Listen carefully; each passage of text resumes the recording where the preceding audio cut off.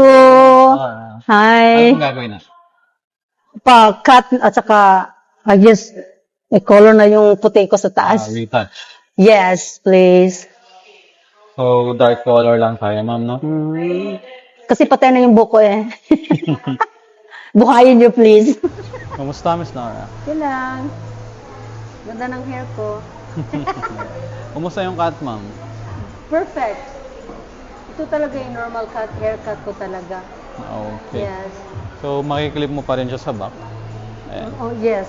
Yan ang gusto ko talaga din. So, alagaan nyo lang po, madam, ng treatment. Thank you Yes, talaga. ma'am, My thank you. goodness. Alagaan mo ng hair mask ng Pora, ma'am. Okay. Para makarecover siya sa damage. Sounds good. Okay. Nag-order na ako eh. So. Okay. Thank you, ma'am. Good. Thank you. Thank you so much. Thank you so much.